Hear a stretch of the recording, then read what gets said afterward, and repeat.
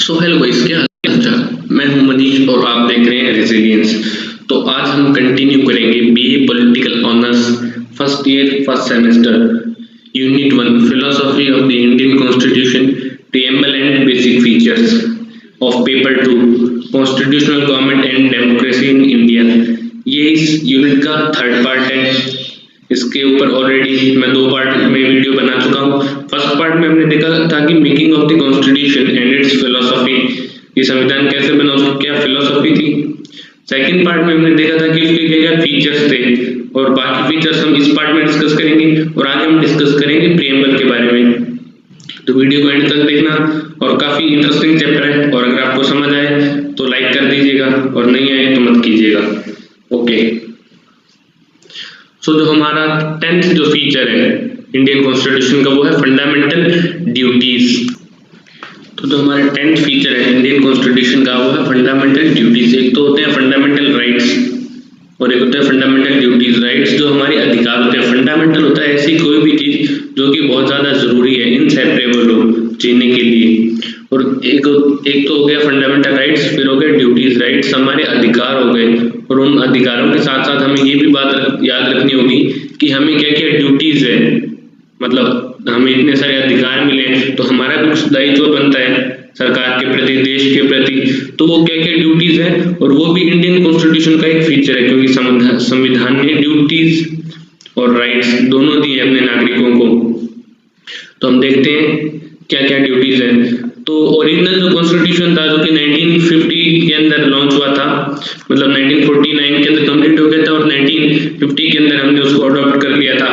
तो ओरिजिनल जो कॉन्स्टिट्यूशन था जिसके अंदर 395 आर्टिकल्स थे, याद रखना उस टाइम पे फंडामेंटल ड्यूटीज नहीं थी। इंडियन कॉन्स्टिट्यूशन के अंदर फंडामेंटल ड्यूटीज उस टाइम पे नहीं थी। अब ये जो फंडामेंटल ड्यूटीज है इनको कब ऐड किया गया था, ये जो इंटरनल इमरजेंसी प्रोक्लेम की गई थी ना 1975 और 1977 तक इंदिरा गांधी जी ने जो इंटरनल इमरजेंसी लगा दी थी, तो उस टाइम पे उन्होंने बहुत सारे अमेंडमेंट्स किए थे। उसी के अंदर एक मेजर अमेंडमेंट था 42nd अमेंडमेंट। 42वें अमेंडमेंट में उन्होंने क्या किया, उसको एक मिनी कॉन्स्टिट्यूशन भी बोलते हैं कि एक छोटा संविधान, क्योंकि उसके अंदर इतने सारे अमेंडमेंट, इतने सारे बदलाव कर दिए गए थे कॉन्स्टिट्यूशन के अंदर। तो उसी अमेंडमेंट के अंदर एक जो फंडामेंटल ड्यूटीज थी वो उनको ऐड किया गया था हमारे इंडियन कॉन्स्टिट्यूशन के अंदर। अब जो फंडामेंटल ड्यूटीज थी वो 1976 के अंदर ऐड की गई थी 42nd कॉन्स्टिट्यूशनल अमेंडमेंट के तहत। और ये जो फंडामेंटल ड्यूटीज थी, इसका जो रिकमेंडेशन दिया था, मतलब इसके लिए भी एक सेपरेट कमेटी बनाई गई थी कि कौन कौन सी ड्यूटीज होनी चाहिए। तो उस कमेटी का नाम था स्वर्ण सिंह कमेटी। इन्होंने रिकमेंडेशन दिया और उसी के बाद में जो फंडामेंटल ड्यूटीज है वो अस्तित्व में आई। उसके बाद में हम देखते हैं जो 86th कॉन्स्टिट्यूशनल अमेंडमेंट था ना 2002 का, 86वां अमेंडमेंट 2002 में, उसके अंदर एक और फंडामेंटल ड्यूटी ऐड कर दी गई थी।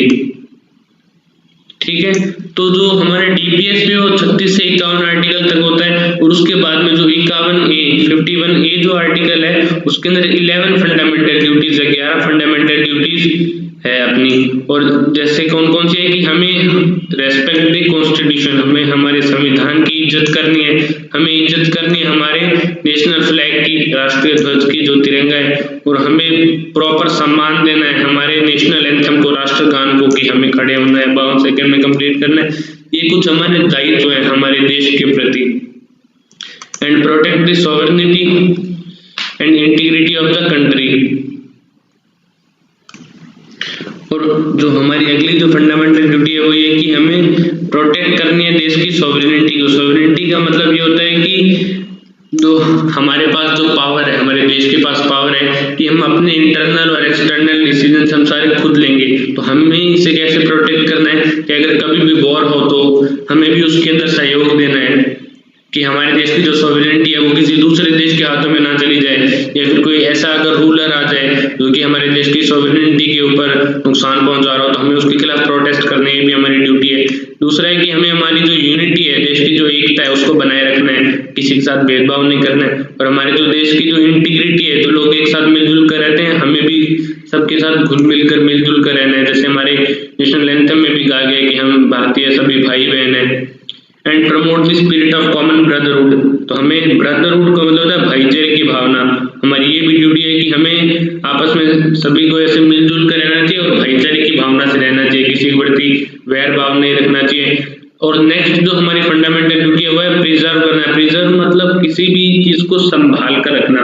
तो हमें क्या प्रिजर्व करना है? देश की जो रिच हेरिटेज है, मतलब जितने भी हमारे मॉन्यूमेंट्स है, जितने भी कल्चर है, उनको हमें संभाल कर रखना है। अब जो रिच हेरिटेज जैसे ताजमहल है, अगर आप ताजमहल जाओगे तो वहां पर अगर आप कूड़ा कचरा करने लग जाओगे, वहाँ के जो मॉन्यूमेंट्स उनको नुकसान पहुंचाओगे, तो हमारी जो रिच हेरिटेज है, हमारी जो धरोहर है पूर्वजों की, उनको नुकसान नहीं पहुंचाना, उन्हें हमें प्रिजर्व करके रखना है। ये हमारी ड्यूटी होगी, fundamental duty. And serve as a reminder to citizen. अभी जो फंडामेंटल ड्यूटीज है, ये क्या करती है कि देश के जो नागरिक है उनको ये रिमाइंड कराती है, उनको ये बात याद कराती है कि आपके पास मतलब आपके पास राइट है, तो उन राइट के साथ साथ आपके कुछ दायित्व भी बनते हैं, आपकी कुछ ड्यूटीज भी बनती है जो कि आपको फॉलो करनी है राइट्स के साथ साथ। So these duties are non justiciable in nature. लेकिन ये जो ड्यूटीज है ये नॉन जस्टिशिएबल इन नेचर है, मतलब ये किसी को इंसाफ नहीं दिलाती। जैसे फंडामेंटल राइट्स है तो वो एक इंसान को जस्टिस दिलाने के लिए बने गए हैं, लेकिन ये जो ड्यूटीज है ये किसी को जस्टिस दिलाने के लिए नहीं बनी गई है। I hope it's clear. Next जो हमारा फीचर है इंडियन कॉन्स्टिट्यूशन का वो है सेक्युलर स्टेट। सेक्युलर का मतलब होता है कि जो स्टेट होगा ना वो किसी भी रिलीजन को ऐसे स्पेशल इंपॉर्टेंस नहीं देगा, हर रिलीजन उसके लिए एक समान होगा और स्टेट का कोई भी ऑफिशियल रिलीजन नहीं होगा। तो इंडिया एक सेक्युलर स्टेट है, हमको पता है। तो इस पॉइंट को हम आगे ब्रीफ में समझते हैं। The constitution of India stand for a secular state. हमारे संविधान के अंदर देश को एक सेक्युलर देश बताया गया है। And hence it does not uphold any official और पार्टिकुलर रिलीजन। तो हमारे देश का कोई भी ऑफिशियल रिलीजन नहीं है, जैसे पाकिस्तान का है इस्लाम, लेकिन इंडिया एक सेक्युलर कंट्री है। जितने भी धर्म है, जितनी भी जातियां हैं, वो आसानी से मतलब अपने जो भी प्रैक्टिस है उनको प्रोफेस वो कर सकती है, तो उनके ऊपर किसी भी तरीके की रोक टोक नहीं है। अब इंडिया को सेक्युलर क्या क्या चीजें बनाती है? ऐसी बहुत सारी चीजें हैं जो इंडिया को सेक्युलर बनाती है। ऐसे क्या कैरेक्टरिस्टिक है जो इंडिया को एक सेक्युलर नेशन बनाते हैं? तो जो सेक्युलर वर्ड है ना, जो सेक्युलर जो शब्द है, वो हमारे जो प्रीएम्बल है, प्रीएम्बल जो कॉन्स्टिट्यूशन के स्टार्टिंग में होता है, एक पेज का वी द पीपल, मैं आपको बता चुका हूँ। तो जो प्रीएम्बल है उसके अंदर जो सेक्युलर वर्ड है ना, वो 42nd अमेंडमेंट के अंदर ऐड किया गया था, 42वां अमेंडमेंट एक्ट ऑफ 1976। तो जो सेक्युलर वर्ड है वो 1976 के अंदर ऐड किया गया था प्रीएम्बल के अंदर। The preamble secure to all its citizen liberty of belief, faith and worship. तो हमारा जो प्रीएम्बल है वो ये कहता है कि देश के अंदर जितने भी नागरिक हैं सबको आज़ादी है कि वो मतलब किसी भी धर्म को मान सकते हैं और अपना जो फेथ, अपना जो भरोसा है, मतलब किसी भी भगवान को वो पूज सकते हैं। प्रीएम्बल भी ये कहता है जितने भी नागरिक हैं, तो किसी के ऊपर किसी तरीके का मतलब दबाव नहीं है। And the state shall not deny to any person equality before the law and equal protection of the laws. और जो आर्टिकल 14 है हमारा एक फंडामेंटल राइट है, वो ये बोलता है कि जो स्टेट है मतलब जो सरकार है वो सबको एक समान नजर से देखेगी, सबके लिए एक मतलब सेम कानून होगा और किसी को भी ऐसे स्पेशल ट्रीटमेंट नहीं दिया जाएगा।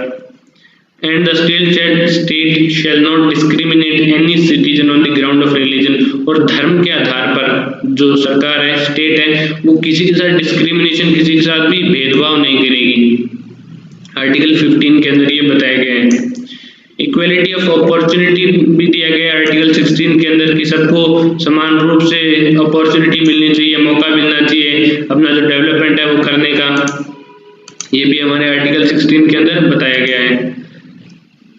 और जो नेक्स्ट जो फीचर है जो इंडिया को सेक्युलर बनाता है वो ये बताता है कि आर्टिकल 25 के अंदर ये कहा गया है कि हर एक इंसान के पास फ्रीडम ऑफ कंसाइंस है, वो कुछ भी सोच सकता है, किसी भी बिलीफ को मान सकता है, मतलब वो किसी भी धर्म को मतलब अपना सकता है और उसके जितने भी मतलब धर्म के अंतर्गत जो भी काम आते हैं वो कर सकता है और उसका वो रिलीजन का प्रचार भी कर सकता है, लेकिन किसी के ऊपर फोर्स नहीं कर सकता। ये बोलता है आर्टिकल 25। तो ये कुछ ऐसे फीचर्स है जो इंडिया को एक सेक्युलर स्टेट बनाते हैं।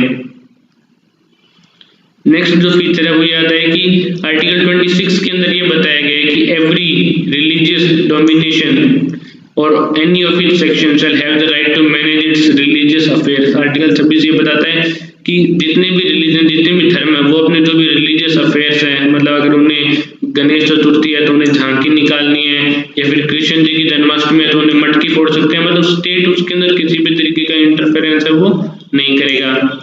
नेक्स्ट जो फीचर है वो ये आता है कि no person shall be compelled to pay any taxes for the promotion of a particular religion. Article 27 के अंदर ये कहा गया है कि किसी भी इंसान के ऊपर ऐसा कोई भी मतलब फोर्स नहीं है कि उसे टैक्स पे करना होगा कि किसी धर्म के लिए, कि मान लो अगर आपके घर के आगे कोई आदमी आ जाए और आपको बोले कि हम वहाँ मंदिर खोल रहे हैं और हमें आप टैक्स दीजिए, पैसे दीजिए, तो आपके ऊपर कोई बाउंडेशन नहीं है कि आप उसे दो ही।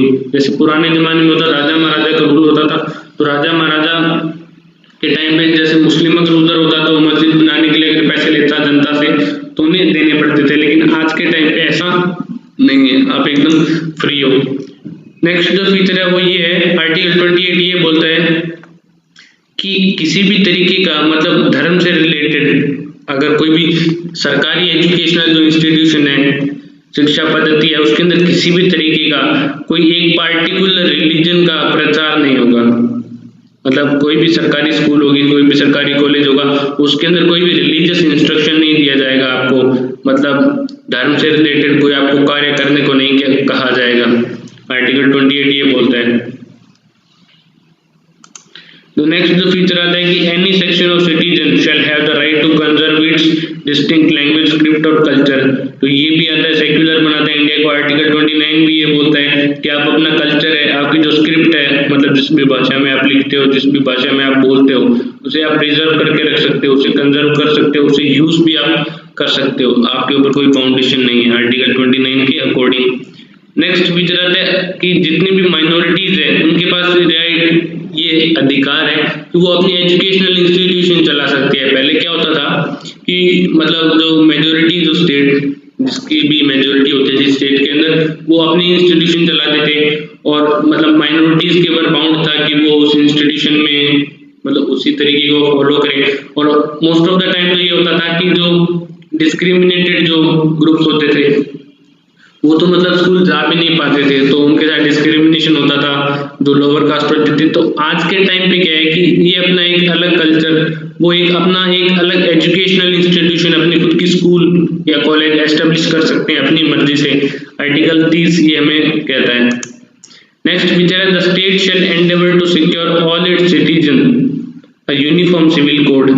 अब यूनिफॉर्म सिविल कोड है, क्या होता है? आर्टिकल 44 के अंदर ये कहा गया कि यूनिफॉर्म सिविल कोड का मतलब होता है कि स्टेट है ना, वो सबके साथ मतलब एक इक्वल लॉ यूज करेगा सबके लिए। यूनिफॉर्म सिविल कोड, उसकी नजर में सब एक समान है, चाहे कोई भी मतलब वो जुर्म करे, क्राइम करे, तो सेम पनिशमेंट होगी। तो इसे बोलते हैं यूनिफॉर्म सिविल कोड।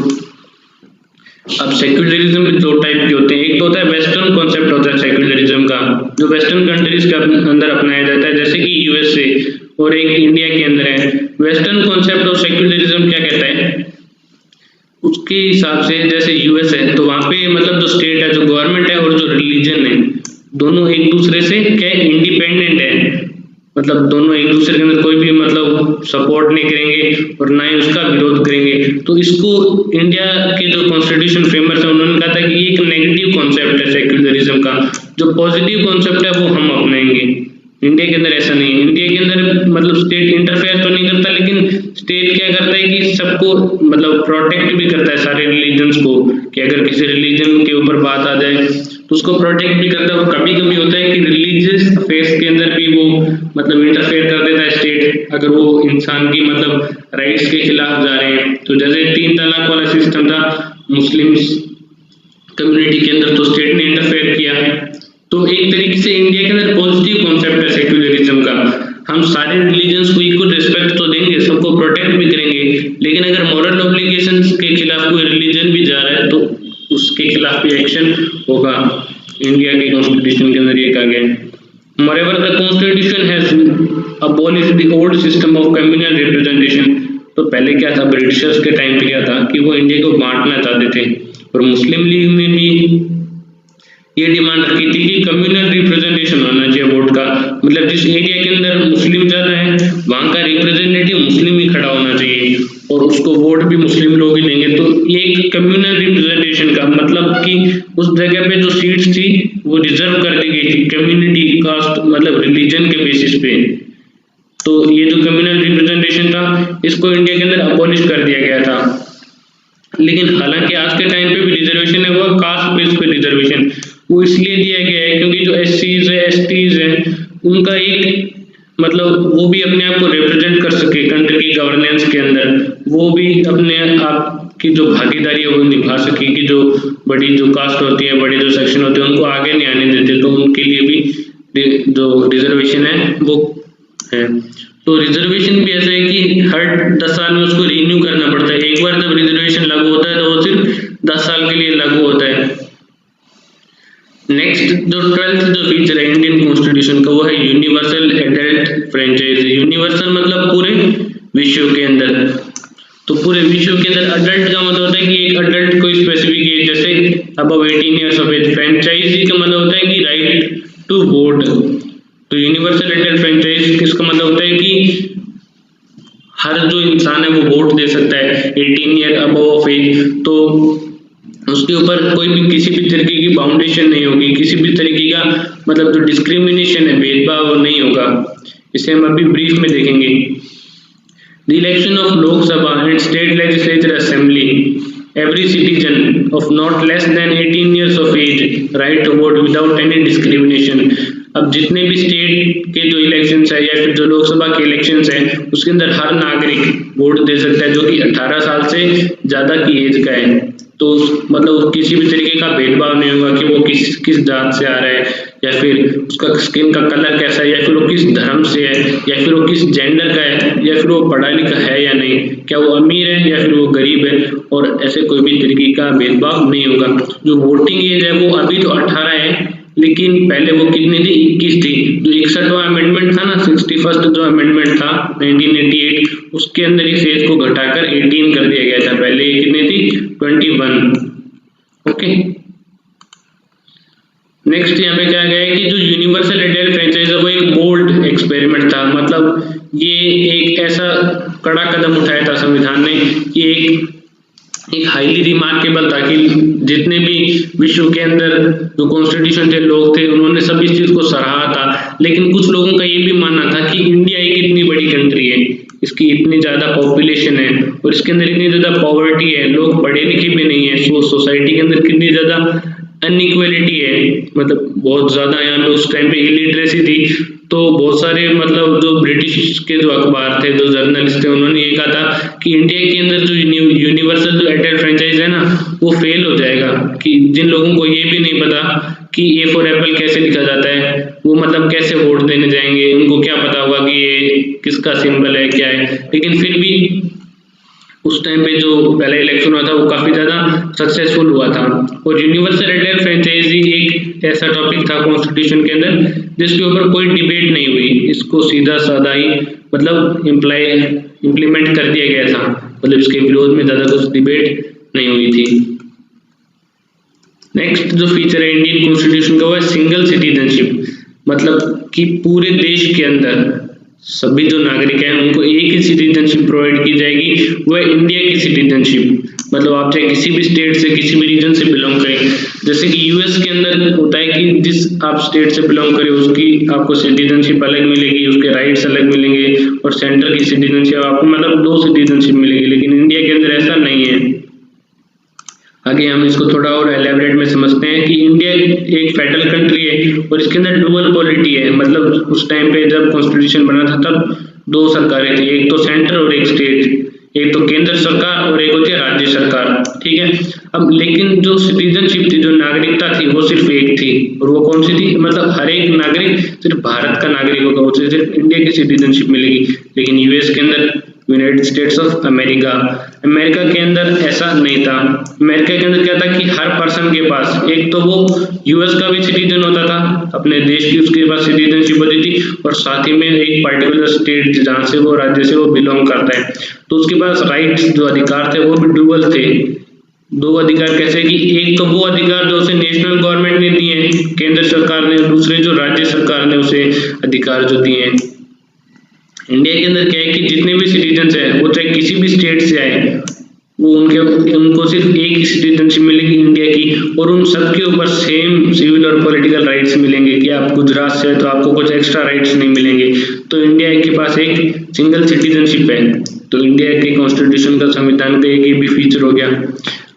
डिस्पाइट कि मतलब इंडिया के अंदर एक सिंगल सिटीजनशिप भी है, सबको एक समान अधिकार मिल रहे हैं, किसी तरीके की डिस्क्रिमिनेशन नहीं है, लेकिन फिर भी हम आज देखते हैं कि इंडिया के अंदर आज भी बहुत सारे दंगे हो जाते हैं कम्युनिटी के बेसिस पर, मतलब हिंदू सिख या फिर क्लास के बेसिस पर, छोटी जात मोटी जात के बीच में दंगे हो जाते हैं कि अगर कोई छोटी जात वाला किसी बड़ी जात वाले के गांव में चला जाए, या फिर घोड़ी पर बैठकर ऐसे कहते हैं कि छोटी जात वालों को बारातें निकालने देते, और कास्ट के बेसिस पर भी छोटी या बड़ी कास्ट के अंदर की इंटर कास्ट मैरिज नहीं हो सकती। तो ऐसे जो लिंग्विस्टिक क्लैशेस भी हो जाते हैं कि एक भाषा के लोग यहाँ पर नहीं रह सकते कॉलोनी के अंदर, तो मतलब सबको समान अधिकार है, लेकिन फिर भी हम देखते हैं कि आए दिन दंगे होते रहते हैं। तो हम ये भी कह सकते हैं कि जो कॉन्स्टिट्यूशन जो मेकर्स थे, संविधान जो सभा थी, उनके जो बंदे थे, जो उनके मेंबर्स थे, उनका एक एम्बिशन था कि वो इंडिया को एक यूनाइटेड नेशन बनाए, मतलब एकजुट भारत, एक इंडिया को जो नेशन है वो एकजुट भारत बनाए, सबके बीच में इंटीग्रेटेड ब्रदरहुड। लेकिन उनका जो मतलब एम्बिशन था वो आज भी पूरी तरीके से कंप्लीट नहीं हुआ, उन्होंने बहुत कोशिश की फिर भी। 14th जो हमारा फीचर है इंडियन कॉन्स्टिट्यूशन का वो है इंडिपेंडेंट बॉडीज। टोटल इसके अंदर 17 फीचर्स हैं, और preamble and basic features, the philosophy of the Indian constitution, preamble and basic features. तो बेसिक फीचर्स हम इसमें देख लेंगे और प्रीएम्बल हम देखेंगे नेक्स्ट पार्ट के अंदर।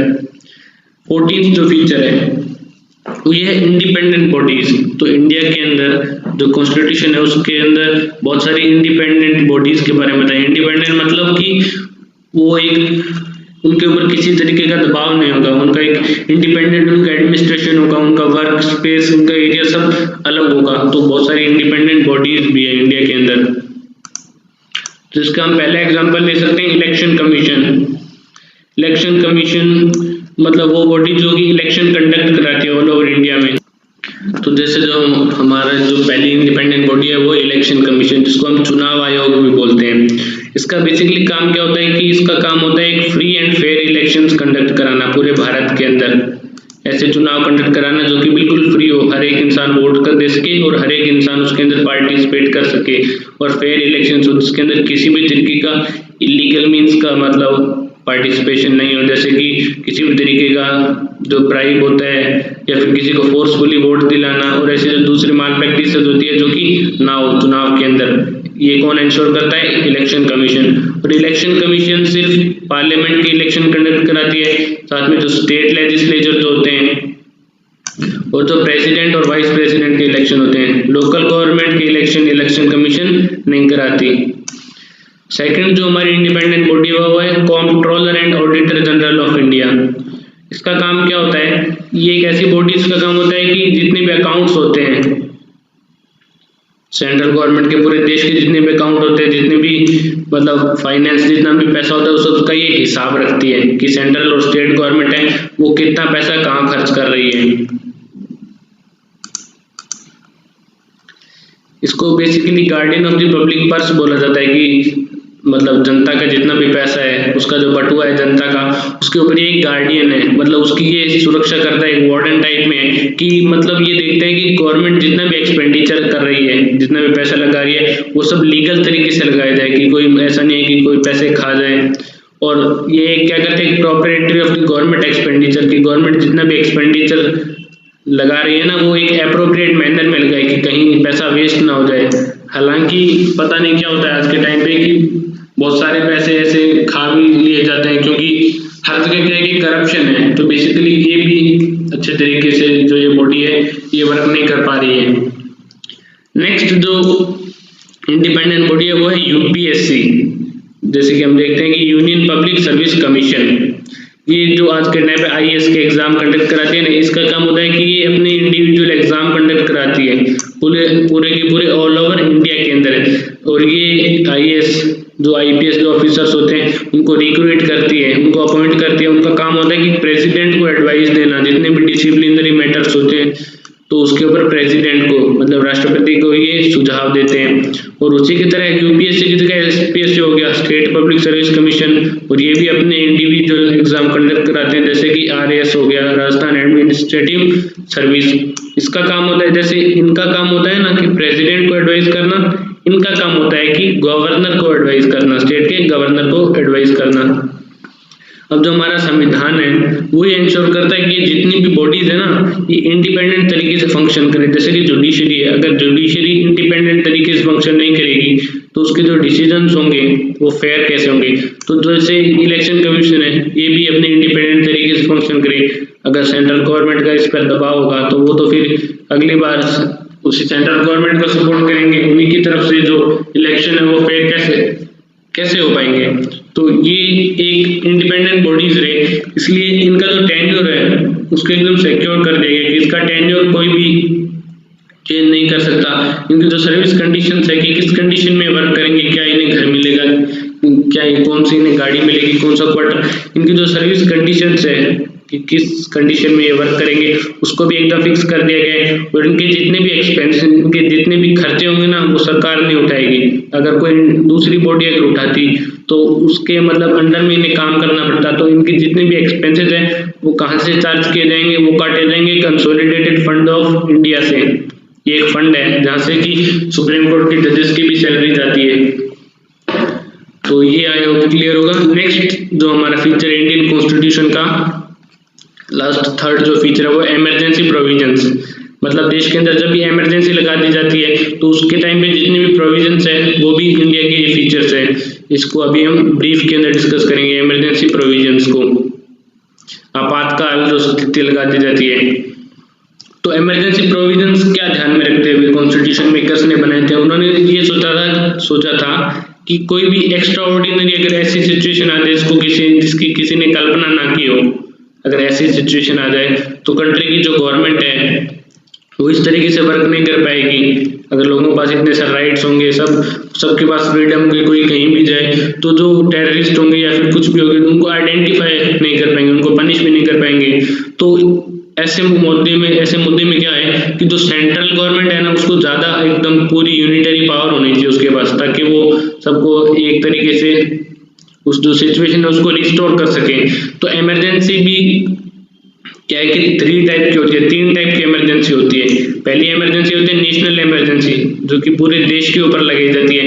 ये क्यों लगाई जाती है कि जब भी अगर वॉर हो जाए, किसी देश के साथ अगर युद्ध हो जाए, एक्सटर्नल एग्रेशन हो, किसी भी देश के साथ मतलब टेंशन हो, जैसे अगर पाकिस्तान के साथ एक्सटर्नल एग्रेशन है, बहुत ज्यादा ऐसे गोलाबारी हो रही है, तो इमरजेंसी लगा दी जाती है ताकि यहाँ से उनकी कोई सपोर्ट ना कर सके, दंगे ना भड़क सके। और इंडिया के अंदर अगर इंटरनल बेसिस पे भी नेशनल इमरजेंसी लगाई जाती है अगर आर्म्ड रिबेलियन हो।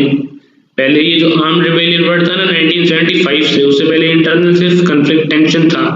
तो इंदिरा गांधी जी ने क्या किया कि इमरजेंसी लगा दी अपने पावर बचाने के लिए। तो तब से 44th अमेंडमेंट में क्या कह दिया गया कि इसको आर्म्ड रिबेलियन होना जरूरी है, आप ऐसे ही इमरजेंसी नहीं लगा सकते अपने फायदे के लिए। मतलब जो रिबेलियन है, मतलब जो विद्रोह है, उसके अंदर आर्म्स का यूज होगा ना तो ही आप इमरजेंसी लगा सकते हो। पीसफुल के अंदर आपको इमरजेंसी कहाँ लगाने की जरूरत पड़ रही है। तो जो नेशनल जो इमरजेंसी है पूरे देश के लिए, उसका जो आर्टिकल 350 टू आर्टिकल 352, उसी की तरह स्टेट इमरजेंसी है जिसको हम प्रेसिडेंट रूल भी बोलते हैं, उसका आर्टिकल 356 356। इस आर्टिकल के अंदर क्या कहा गया है कि अगर जो स्टेट की जो कॉन्स्टिट्यूशनल मशीनरी है, स्टेट अगर अच्छे से फंक्शन नहीं कर पा रहा है, स्टेट के हाथ से सारा कंट्रोल अगर निकल चुका है, तो प्रेसिडेंट का रूल आ जाएगा आर्टिकल 356 के अकॉर्डिंग। तो स्टेट इमरजेंसी का जो दूसरा टाइप है वो आर्टिकल 365। इसके अंदर ये कहा गया है कि अगर जो स्टेट है वो सेंट्रल गवर्नमेंट की बात ही ना माने, वो अगर, या फिर हो सकता है कि वो सीट की मांग करें, वो ऐसे बोले कि हमें हमारे इंडिपेंडेंट आप नेशन बना दो, तो अगर सेंट्रल गवर्नमेंट की आप बात नहीं मानोगे, इंडिया की यूनिटी पे खतरा होगा, तो आर्टिकल 365 के तहत इमरजेंसी लगा दी जा सकती है किसी भी स्टेट पे और प्रेसिडेंट उस पर फिर रूल करेगा। थर्ड जो इमरजेंसी है वो है फाइनेंशियल इमरजेंसी, इसको वित्तीय इमरजेंसी भी बोलते हैं कि ऐसे वित्तीय आपातकाल कि देश का अगर जो फंड है वो बहुत ज्यादा कम पड़ जाए, मतलब सरकार के पास पैसा बचे ही ना, तो सरकार के पास ये भी मतलब एक पावर होती है कि वो किसी की भी सैलरी भी खा सकती है और किसी के भी मतलब जो प्रॉपर्टी है वो सरकार छीन सकती है कि अगर मान लो देश के पास बिल्कुल पैसा नहीं बचा तो जो अमीर वर्ग के लोग हैं उनके पास बहुत सारा पैसा है, वो तो चल सकते हैं 2-3 साल तक अपना मतलब ठाट बाट से रह सकते हैं, और जो पुअर जो पीपल है वो तो मतलब भूख से मरे जाएंगे। तो सरकार क्या कर सकती है कि अगर पैसा नहीं बचे देश के अंदर तो अमीर लोगों की जो प्रॉपर्टी है उसके ऊपर सरकार कब्जा कर सकती है, वो प्रॉपर्टी उनकी नहीं रहेगी। क्योंकि जो पहले राइट टू प्रॉपर्टी था, एक कौन सा फंडामेंटल राइट था, तो आर्टिकल 31, तो उसको फिर लीगल राइट बना दिया गया, क्योंकि अगर उनके पास फंडामेंटल राइट होगा तो उनकी प्रॉपर्टी के ऊपर कब्जा नहीं कर पाएगी सरकार। तो क्या होता है कि इमरजेंसी के टाइम पे जितने भी फंडामेंटल राइट्स होते हैं ना वो बैन हो जाते हैं। तो उसी तरीके से क्या होता है कि जब उनके फंडामेंटल राइट ही बैन हो गए तो सरकार उनकी प्रॉपर्टी के ऊपर भी कब्जा कर सकती है। तो ये होता है फाइनेंशियल इमरजेंसी, जो कि इंडिया के अंदर आज तक नहीं लगी है, और भगवान करे कि आज आगे भी ना लगे। आर्टिकल 360 के अंदर फाइनेंशियल इमरजेंसी के बारे में बताया गया है। इमरजेंसी के टाइम पे जो सेंट्रल जो गवर्नमेंट होती है ना, जो केंद्र सरकार, वो एकदम सुपीरियर फुल पावरफुल बन जाती है, और मतलब जो स्टेट गवर्नमेंट होती है उसके ऊपर पूरा जो कंट्रोल होता है वो सेंट्रल गवर्नमेंट का हो जाता है। लास्ट सेकंड जो फीचर है हमारे इंडियन कॉन्स्टिट्यूशन का वो है थर्ड टायर ऑफ गवर्नमेंट। जिस टाइम पे कॉन्स्टिट्यूशन बना था ना उस टाइम पे भी इंडिया एक फेडरल कंट्री थी, क्योंकि सेंटर और स्टेट मतलब डुअल पॉलिटी थी, मतलब दो तो गवर्नमेंट थी, लेकिन इंडिया ने एक थर्ड टायर ऑफ गवर्नमेंट भी बाद में ऐड कर दिया गया था, जिसको हम बोलते हैं लोकल गवर्नमेंट। तो इसके बारे में हम अभी इस टॉपिक के अंदर ब्रीफ के अंदर देखेंगे। ये एक फीचर इंडियन कॉन्स्टिट्यूशन का जो कि और किसी भी कॉन्स्टिट्यूशन के अंदर नहीं है, जो लोकल गवर्नमेंट है। जब फेडरल स्ट्रक्चर तो मैंने आपको बताया था कि कॉन्स्टिट्यूशन पहले से ही था, उसके अंदर एक डुअल पॉलिटी थी, सेंटर और स्टेट दो सरकार थी। लेकिन 1992 के अंदर क्या हुआ, दो अमेंडमेंट लाए गए थे, 73rd और 74th कॉन्स्टिट्यूशनल अमेंडमेंट। 73rd जो अमेंडमेंट था इसके अंदर क्या था कि जो पंचायत था, पंचायत जो सिस्टम था, पंचायती राज मतलब रूरल लोकल जो गवर्नमेंट थी, यहाँ पे लिखा हुआ है कि रूरल लोकल गवर्नमेंट। रूरल का मतलब होता है कि जो गांव और जो ऐसे इलाके होते हैं जो कि पिछड़े इलाके होते हैं, वहाँ की जो लोकल गवर्नमेंट है उसको कौन हैंडल करेगा, पंचायत। उसकी जो एडमिनिस्ट्रेशन होगा वो पंचायत गवर्नमेंट देखेगी। और इसके लिए कौन सा पार्ट ऐड कर दिया गया था, पार्ट 9 इंडियन कॉन्स्टिट्यूशन के अंदर, और 11th शेड्यूल ऐड कर दिया गया था पंचायती राज सिस्टम के लिए। और जो 74th जो अमेंडमेंट है उसके नेक्स्ट वाला अमेंडमेंट 74th अमेंडमेंट दोनों 1992 के अंदर हुए थे। ये पंचायत कौन सा था, रूरल लोकल गवर्नमेंट के लिए, और जो म्यूनसिपैलिटीज था 74th अमेंडमेंट वो है अर्बन लोकल गवर्नमेंट के लिए। ठीक है, इसके अंदर तो पार्ट 9 ऐड किया गया था, इसके अंदर पार्ट 9A ऐड किया गया था। इसके अंदर 11th शेड्यूल और इसके अंदर 12th शेड्यूल। इंडिया के जो कॉन्स्टिट्यूशन है उसके अंदर 8 शेड्यूल थे और अभी कितने 12 शेड्यूल्स है। इनको याद करने के लिए भी एक ट्रिक है जिसका नाम है टीयर्स ऑफ ओल्ड पीएम। ये जो ट्रिक है आप यूट्यूब पे सर्च कर सकते हो, उसके ऊपर एक सेपरेट वीडियो भी आपको मिल जाएगी। लास्ट जो फीचर है इंडियन कॉन्स्टिट्यूशन का वो है कोऑपरेटिव सोसाइटीज। मतलब जो इंडिविजुअल जो अपनी सोसाइटीज होते हैं, जो एनजीओज होते हैं, उनके लिए भी एक जो फीचर है इंडिया के अंदर वो भी प्रावधान है कोऑपरेटिव सोसाइटीज के डेवलपमेंट के लिए भी। जो 97 मतलब 97th जो अमेंडमेंट हुआ था इंडिया के अंदर 2011 के अंदर, उसने जो कोऑपरेटिव सोसाइटीज थे ना उनको एक कॉन्स्टिट्यूशनल स्टेटस दे दिया था, मतलब संविधान के अंदर भी उनको मान्यता दे दी गई थी। तो इससे क्या हुआ, 97th अमेंडमेंट से 3 चेंजेस हुए, 3 बदलाव हुए भारत के संविधान के अंदर। पहला तो ये हो गया था कि आर्टिकल 19 है ना, 19वां आर्टिकल, उसके अंदर फंडामेंटल राइट दे दिया गया था कि आप अपनी कोऑपरेटिव सोसाइटी बना सकते हैं। कोऑपरेटिव मतलब आपस में कोऑपरेशन, तो ऐसी सोसाइटियां बना सकते हैं समाज के डेवलपमेंट के लिए, इसको एक फंडामेंटल राइट बना दिया गया।